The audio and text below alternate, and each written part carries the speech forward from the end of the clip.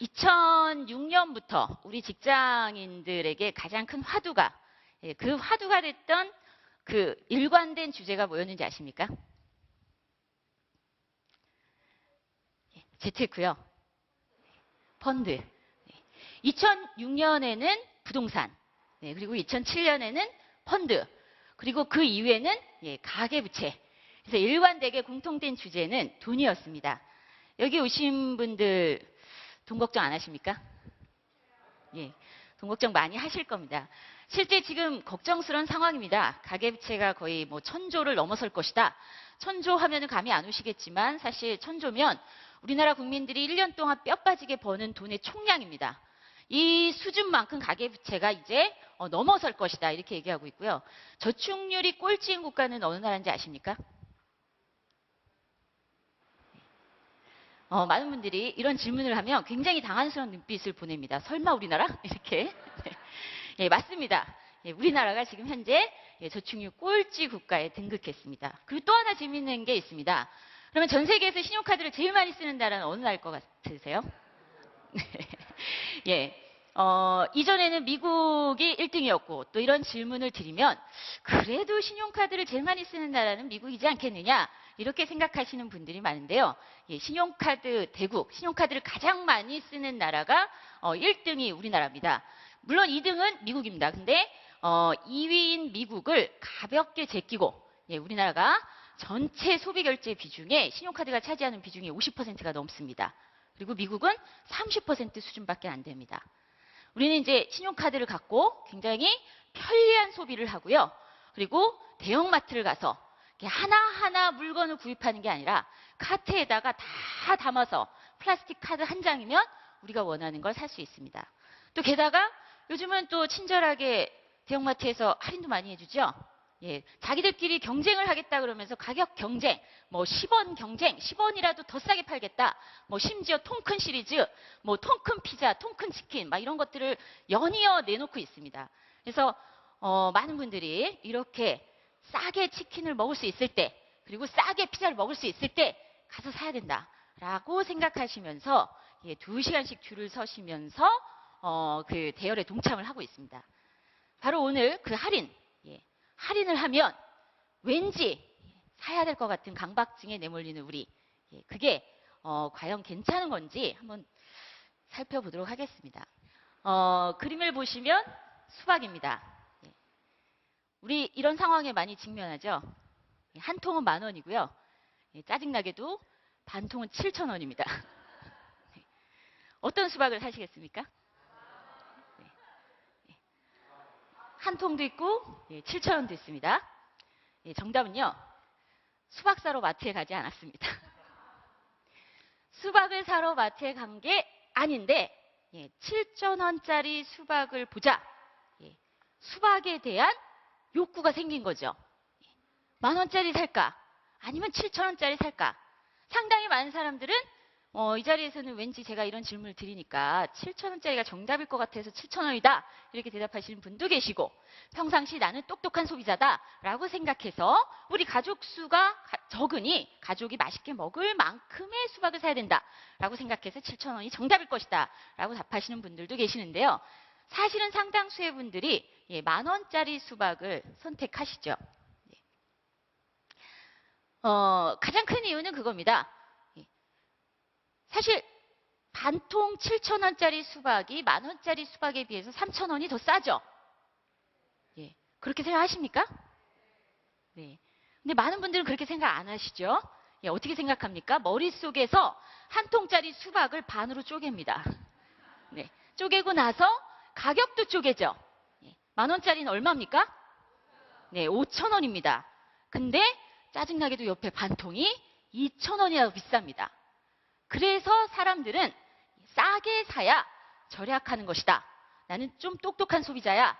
이참에 사두고 맛있게 먹지 뭐 라고 생각하고 한 통을 집어듭니다.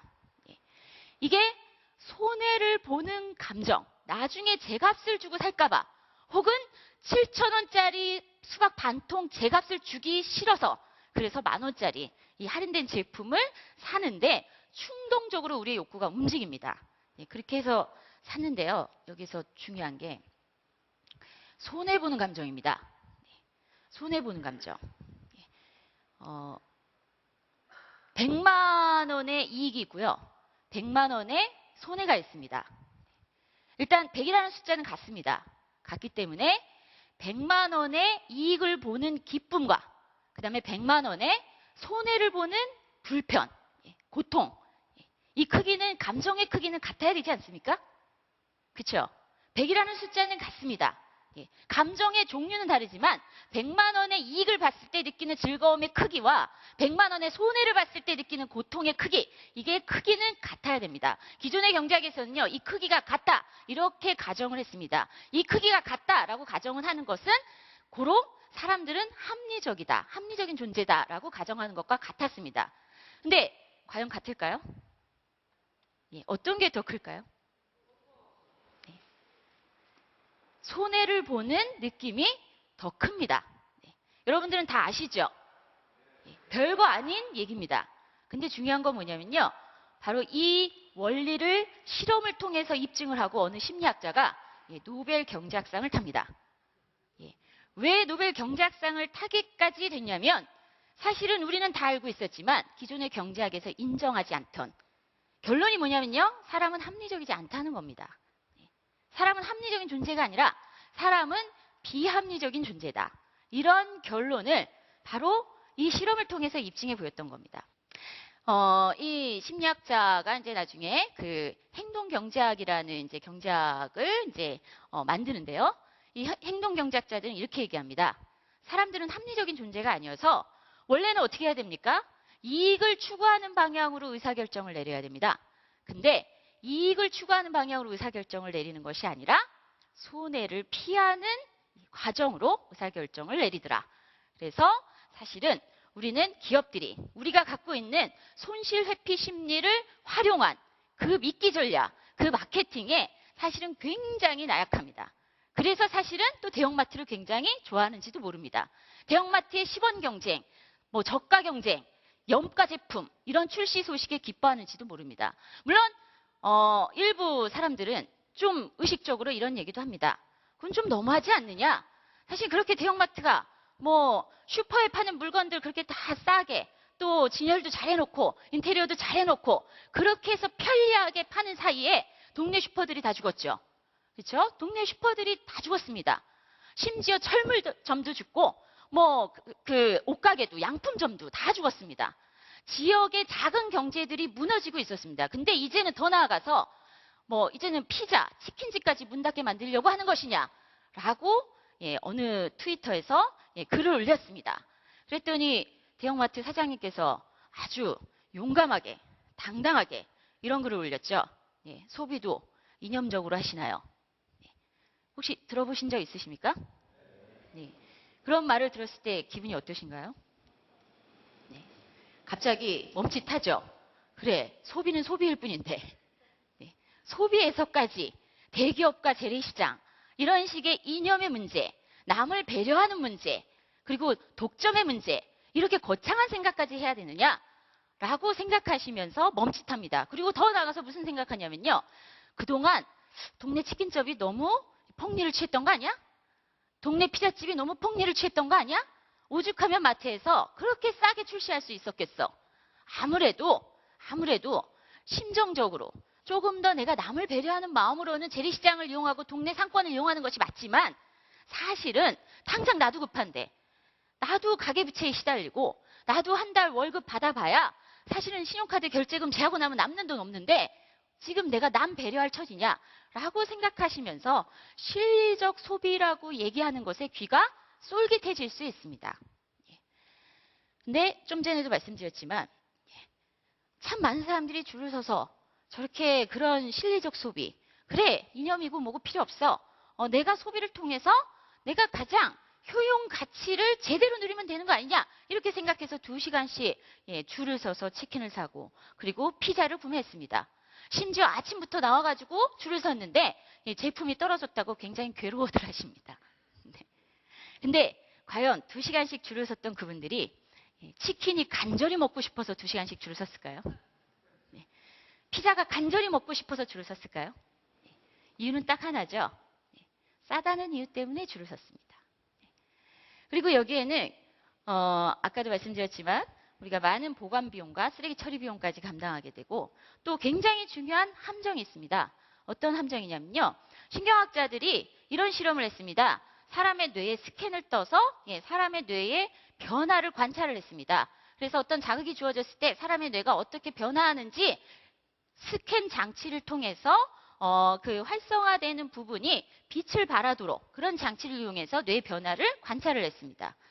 그 결과 우리의 뇌는 할인 제품을 보는 것만으로도 도파민이라는 그 신경 전달 물질이 분비가 되더라. 이것에 대해서 이렇게 얘기했던 어느 그 저자가요, 이런 표현을 썼습니다. 정말 재밌었는데요. 우리의 축자액은 할인 제품을 직면하기만 해도 크리스마스 추리처럼 환하게 빛난다. 네, 이렇게 얘기를 하고 있는데요. 결국은 싸게 사는 것, 할인 제품을 통해서 똑똑하게 구매하는 것이 굉장히 실리적 소비인 것 같지만 아니었습니다. 저는 오히려 이렇게 얘기를 합니다. 이제는 제값 주고 사자. 너무 싼 제품만을 선호하지 말자. 그리고 불편하게 사자. 우리는 이미 수없이 광고 미디어를 통해서 그리고 기업들의 온갖 마케팅 장치들에 의해서 사실은 굉장히 많은 충동 구매 욕구를 자극받고 있습니다. 그래서 결국은 뭐냐면요. 원해서 구매하지 않습니다. 필요해서 구매하지 않습니다. 필요할 것 같아서 그리고 저걸 구입하면 좋을 것 같아서 그래서 구매했지만 정작 그 대부분의 제품들에 우리는 만족을 느끼지 못합니다. 정말 우리가 제대로 된 만족스러운 소비를 하기 위해서는요. 첫 번째, 할인 제품을 좋아해서는 안 됩니다. 할인 제품보다는 제값 주고 사야 됩니다. 어떤 주부는 이런 얘기를 하더라고요. 최근에 물가 굉장히 많이 올랐죠. 파 한 단에 4,000원 있던 시절이 있습니다. 4,000원짜리 파 한 단을 사고서는 너무나 비싸서 파가 아까워서 파 뿌리까지 다 먹었다고 합니다. 그러니 냉장고가 사실은 굉장히 헐렁해지더라. 헐렁해진 냉장고를 보면서 스트레스 받을 것 같죠? 그렇지 않습니다. 이런 게 있습니다. 심리학에는요. 선택의 패러독스라는 게 있는데요. 냉장고에 너무 많은 음식들이 들어있어요. 이게 뭐냐면 선택을 해야 되는 선택 대안이 너무 많습니다. 너무 많으면 오히려 사람은 선택을 못한다고 합니다. 특히나 요즘같이 1+1이라서 사들고 와서 냉장고에 채워놓고 그리고 또 기획 행사라서 냉장고에 채워놓고 그리고 나서 보니 냉장고 문 열 때마다 정리가 안 되고 꽉 차 있는데 유통기한 지난 것들이 슬금슬금 눈에 띄죠. 그것도 냉장고를 정리해야 된다는 숙제가 압박감으로 막 밀려오는데 너무 많은 것들이 들어있어요. 많은 게 들어있지만 먹을 건 없네. 그러면서 냉장고 문 닫고 외식하러 나가시죠. 우리가 굉장히 소비에 있어서 잘못된 소비, 소비의 함정에 고스란히 노출돼서 왜곡된 소비를 하는 사이 지금 가계부채가 늘고 그리고 저축률이 너무나 부끄럽게도 세계 꼴찌를 달리고 있음에도 불구하고 여전히 절약이라는 단어를 들으면 그냥 굉장히 구질구질하다 이렇게 반응하시는 분들이 적지 않습니다. 정작 돈을 충동적으로 많이 쓰는 것이 알고 보면 더 우리 생활을 불편하고 구질구질하게 만들 수 있습니다. 두 번째 소비를 잘해야 되는 방법은요. 불편하게 사는 겁니다. 어떻게 불편하게 사는 거냐면요. 생각을 많이 해야 됩니다. 필요한가? 우리 가족이 먹고 싶어서 수박을 사는가? 우리 가족이 수박을 어느 정도 좋아하는가? 어느 정도 양이면 우리 가족이 충분히 즐겁게 수박을 먹을 수 있을 것인가? 이거에 대한 생각을 충분히 하고 그렇게 생각하는 소비자가 될 때 우리 소비 생활의 만족도도 더 높아질 수 있습니다. 제가 이 시간을 볼 줄 몰라서요. 네, 시간이 지난 건가요? 네. 많이 지났군요. 네. 네. 그래서 현명한 소비자가 되셨으면 좋겠고요. 그리고 남을 배려하는 소비가 결국 다 나에게로 돌아온다. 저가 상품이 저가 노동력을 필요로 한답니다. 네. 결국 우리가 생각해 봐야 될 대목이 아닌가 싶습니다. 네, 고맙습니다.